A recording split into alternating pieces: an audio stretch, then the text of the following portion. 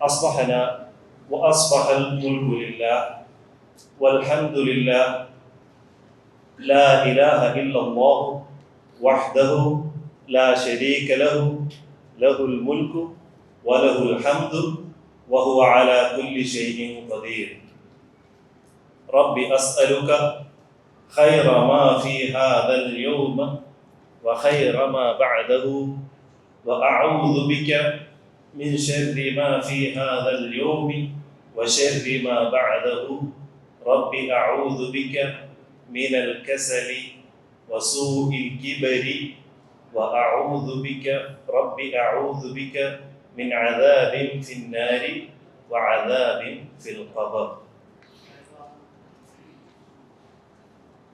പൊതുവെ ഇത് നമുക്ക് പരിചയമുള്ള പദങ്ങളാണ്, ചില വാക്കുകൾ മാത്രം നമുക്ക് അറിയാവുന്നതായിട്ടുള്ളൂ. ഇതില് അസ്ബഹന വ അസ്ബഹൽ മുൽക്കു ലില്ലാഹ്, അതിന്റെ ആരംഭം തന്നെ എങ്ങനെയാണ്? അസ്ബഹന, അല്ലാഹു ഞങ്ങൾ പ്രഭാതത്തിലേക്ക് പ്രവേശിച്ചിരിക്കുന്നു.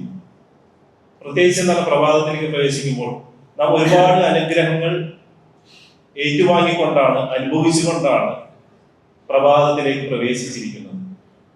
ഒരു ദീർഘമായ കുറച്ച് സമയം ഉറങ്ങി, ലോകവുമായി ബന്ധമില്ലാതെ നാം ഉറങ്ങി അള്ളാഹുവിന്റെ മഹത്തായ അനുഗ്രഹങ്ങൾ ഏറ്റുവാങ്ങിക്കൊണ്ട് ഒരു സുപ്രഭാതത്തിലേക്ക് നാം കടന്നിരിക്കുകയാണ്.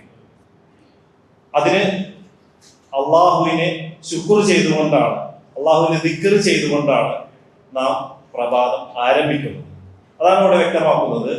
അസ്ബഹന അസ്ബഹൽ മുൽക്കു ലില്ലാഹ്, ആ പ്രഭാതത്തെ തന്നെ ഉടമപ്പെടുത്തിയവൻ, അതിന്റെ രാജാധികാരം മുഴുവൻ അള്ളാഹുവിനാകുന്നു. വൽഹംദുലില്ലാഹ്, അതുകൊണ്ട് അള്ളാഹുവിന് നിനക്കാകുന്നു സർവസ്തുതിയും. അൽഹംദുലില്ലാഹ് എന്ന് പറയുന്നത് മഹത്തായ ദുആകളിൽ പെട്ടതാണ്. ഏറ്റവും വലിയ ദുആ എന്ന് പറയുന്നത് അൽഹംദുലില്ലാഹ് എന്നതാണ്. ശേഷം തൗഹീദ് ഊട്ടിയുറപ്പിക്കുന്ന കുറച്ച് വചനങ്ങൾ, മറ്റു ചില അദ്കാർ സബാഹിൽ വരുന്ന ദിക്റുകളാണ്. ലാ ഇലാഹ ഇല്ലല്ലാഹു വഹ്ദഹു ലാ ശരീക ലഹു, ലാ ഇലാഹ ഇല്ലല്ലാഹ്, അല്ലാഹു അല്ലാതെ ഇലാഹില്ല. വഹ്ദഹു, അതൊന്നുകൂടി ഉറപ്പിച്ചുകൊണ്ട് പറയുകയാണ്, വഹ്ദഹു, അവൻ ഏകനാണ്. ലാ ശരീക ലഹു, അവന് പങ്കുകാരില്ല.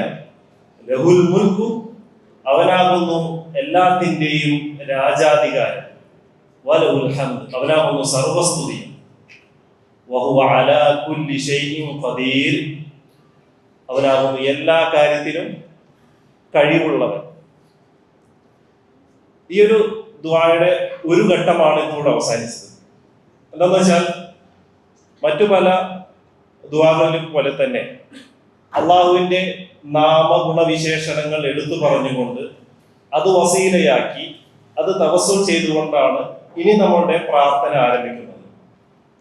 സൂറത്ത് ഖുർആനിൽ പോലും നമുക്കത് കാണാൻ കഴിയും. സൂറത്ത് ഫാത്തിഹയിൽ അൽഹംദുലില്ലാഹി റബ്ബിൽ ആലമീൻ അർറഹ്മാനിർ റഹീം മാലികി യൗമിദ്ദീൻ ഇയ്യാക നഅബുദു വ ഇയ്യാക നസ്തഈൻ കഴിഞ്ഞിട്ടാണ് പിന്നീട് ഇഹ്ദിനസ് സിറാത്തൽ മുസ്തഖീം, നമ്മൾ സിറാത്തൽ മുസ്തഖീം ചോദിക്കുന്നത്, അല്ലാഹുവേ നേരായ മാർഗത്തിലേക്ക് നമ്മെ അടുപ്പിക്കണമേ എന്ന് ചോദിക്കുന്നത്. അതുപോലെ തന്നെ ആ ഒരു രീതിയാണ് നമുക്കിവിടെയും കാണാൻ കഴിയുന്നത്. ഇനിയാണ് ചോദ്യം വരുന്നത്, നമ്മൾ അള്ളാഹുവിനോടുള്ള തേട്ടം, നമ്മുടെ ദുആ വരുന്നത് ഇനിയാണ്. റബ്ബി അസ്അലുക, റബ്ബി എന്റെ റബ്ബേ, അസ്അലുക ഞാൻ നിന്നോട് ചോദിക്കുന്നു, ഖൈറ മാ ഫീ ഹാദൽ യൗമി, ഖൈറ മാ ഫീ ഹാദൽ യൗമി, ഈ പ്രഭാതത്തിലെ, ഈ ദിവസത്തിലെ എല്ലാ ഖൈറുകളെയും, വഖൈറ മാ ബഅദഹു, അതിനുശേഷമുള്ള എല്ലാ നന്മകളെയും, ഖൈറുകളെയും. എന്താണ് അവിടെ അതുകൊണ്ട് ഉദ്ദേശിച്ചത്? ഈ പ്രഭാതത്തിൽ അള്ളാഹു അവന്റെ അടിമയ്ക്ക് നൽകാൻ ഉദ്ദേശിച്ച ഇബാദിയായ എല്ലാ ഖൈറുകളെയും, നന്മകളെയും, അള്ളാഹു അവന്റെ അടിമക്ക് ഉയർത്തിക്കൊടുക്കുവാൻ ഉദ്ദേശിച്ച എല്ലാ പദവികളെയുമാണ് നമ്മൾ ചോദിക്കുന്നത്. അതിനുശേഷമുള്ളതിന് അതിനുശേഷമുള്ളതിനെയും ചോദിക്കുകയാണ്. പിന്നീട് ഈ ദിവസത്തിൽ തന്നെ, ഒരു പ്രഭാതത്തിൽ തന്നെ, ദിവസത്തിൽ തന്നെ കുറെ ഷെറുകളും ഉണ്ടാകാം. അപ്പോൾ ആ ഷെറിനെ തൊട്ട് കാവൽ തേടുകയും ചെയ്യുന്നുണ്ട്. അള്ളാഹു നിന്നോട് കാവൽ തേടുന്നു ഈ ദിവസത്തെ, ഈ പ്രഭാതത്തിലെ എല്ലാവിധ ഷെറുകളെ തൊട്ടും. അത് ദുന്യവിയായിക്കോട്ടെ, പരലോകവുമായി ബന്ധപ്പെട്ടതായിക്കോട്ടെ, ഏത് രീതിയിലുള്ള ഷെറുകളും അതിനെ തൊട്ട് അള്ളാഹുവോട് കാവൽ തേടുന്നു. അതിനുശേഷമുള്ള ഷെറുകളും, ഈ ദിവസം കഴിഞ്ഞാൽ വീണ്ടും അതിനുശേഷമുള്ള ഷെറുകളും വീണ്ടും ചോദിക്കുകയാണ്. റബ്ബി അഊദു ബിക മിനൽ കസലി, അള്ളാഹുവേ ഞാൻ നിന്നോട് ചോദിക്കുന്നു മിനൽ കസലി. എന്താണ് കസലി എന്ന് പറഞ്ഞാൽ? അലസത എന്ന് പറയും, മടി എന്ന് പറയും. ഈ മടി എന്ന് പറയുന്നത് യുവത്വത്തിൽ, അതായത് ഒരാൾക്ക് ചെയ്യുവാനുള്ള സമയമുണ്ട്, സാഹചര്യമുണ്ട്, സന്ദർഭമുണ്ട്, എല്ലാം അനുകൂലമാണ്. പക്ഷെ മനസ്സിനൊരു അത് പിന്നെയാവട്ടെ, നാളെ ആവട്ടെ, പിന്നീടാവട്ടെ എന്ന് പറഞ്ഞുകൊണ്ട് ഇബാദിയായ കാര്യങ്ങളും അതല്ല നമ്മുടെ ജോലി സംബന്ധം ഏതൊരു കാര്യമായിക്കോട്ടെ പിന്നീടത്തേക്ക് മാറ്റി വെക്കുന്ന അവസ്ഥയാണ് മടി എന്ന് പറയുന്നത്. അത് ഒരു കഴിവില്ലാത്തൊരു പ്രശ്നം അവിടെ നിൽക്കുന്നില്ല. യുവത്വത്തിൽ എല്ലാ കാര്യങ്ങളും അനുകൂലമാണ്. മനസ്സൊന്ന് സജ്ജമായി അതിനുവേണ്ടി ഒരുവിട്ടാൽ മാത്രം മതി. പക്ഷെ അത് ചെയ്യുന്നില്ല. അതിനാണ് മടി എന്ന് പറയുന്നത്. അതിനെ തൊട്ട് കാവൽ തേടുന്നു. അഊദു ബിക മിനൽ കസലി വമിൻ സൂഇൽ കിബരി. സൂഇൽ കിബരി, കിബർ അല്ല കിബരി, ബാഇന് ഫതഹ.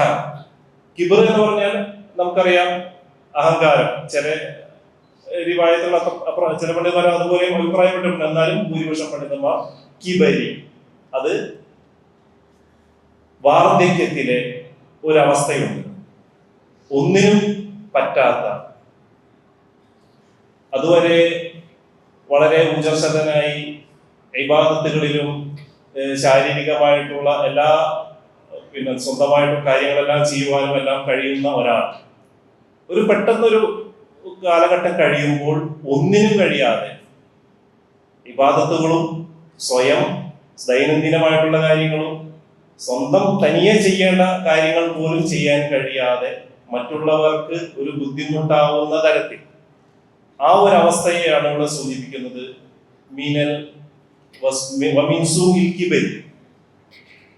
അതിനെ തൊട്ട് നബി സല്ലല്ലാഹു അലൈഹി വസല്ലം വേറെയും മറ്റും ചില ദുആകളിൽ രക്ഷ ചോദിച്ചിട്ടുണ്ട്, കാവലിനെ തേടിയിട്ടുണ്ട്. സൂറത്തുൽ ഹജ്ജിലെ 22ാമത്തെ സൂറത്തുൽ ഹജ്ജിലെ 5ാമത്തെ ആയത്തിൽ എന്ന് പറയുന്നുണ്ട്. അതായത് പുനരുദ്ധാര നാളെ കുറിച്ച് സന്ദേഹം ഉന്നയിക്കുമ്പോൾ അവർക്കൊരു ഉപമ നൽകിക്കൊണ്ട് അള്ളാഹു ആ ആയത്തിൽ വിവരിക്കുന്നുണ്ട്.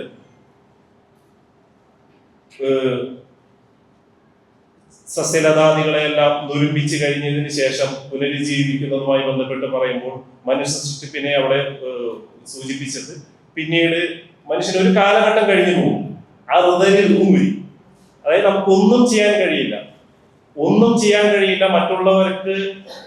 മറ്റുള്ളവരെ ആശ്രയിക്കേണ്ടി വരാൻ ആവശ്യപ്പെടാൻ പോലും കഴിയാത്തൊരു സന്ദർഭം. അത് ഇപ്പോ നമ്മളിപ്പോ വിചാരിക്കുന്നത് ആ ഒരു പെൻഷനൊക്കെ ആയിക്കഴിഞ്ഞാല് നമുക്ക് കുറച്ച് പ്രൊട്ടക്ഷൻ കിട്ടാനായിട്ട്, നമ്മുടെ ലൈഫ് സ്റ്റേബിൾ ആക്കാനായിട്ട് നമ്മളിപ്പോ പോളിസി എടുക്കാനൊക്കെ വിചാരിക്കും. പക്ഷെ അതിനേക്കാൾ വലിയൊരു ലൈഫ് ഇൻഷുറൻസ് ആണ് നമ്മൾ ഈ എടുക്കുന്നത്, ദിവസവും അല്ലാഹുവിനോട് കാവൽ തേടുന്നത്. ഈ ഒരു സാഹചര്യത്തിൽ ഇതിന്റെ ഒരു വിശാലമായ അർത്ഥം ഉൾക്കൊണ്ടുകൊണ്ട് വേണം നമ്മൾ ഇത് നമ്മുടെ നിത്യജീവിതത്തിൽ കൊണ്ടുവരാനായിട്ട്. ഇവിടെ പറഞ്ഞത് വാർദ്ധക്യത്തെ കുറിച്ചല്ല പറഞ്ഞത്, വാർദ്ധക്യത്തിൽ ഒന്നും പറ്റാത്ത, ഒന്നിനും കഴിയാത്ത ഒരു സാഹചര്യം, ഒരു അവസ്ഥ, ഒരു കാലഘട്ടം വരും. വാർദ്ധക്യം എന്തുകൊണ്ടും ബർക്കത്തുള്ള ഒരു കാലഘട്ടമായിട്ട് പറഞ്ഞിട്ടുണ്ട്. നിങ്ങളിൽ വാർദ്ധക്യം അതിനാണ് ബർക്കത്ത് എന്ന് പറഞ്ഞിട്ടുണ്ട്. നമുക്ക് തൗബ ചെയ്യുവാനായി പിന്നെ ഒരുങ്ങാനായിട്ടുള്ള സമയമുണ്ട്.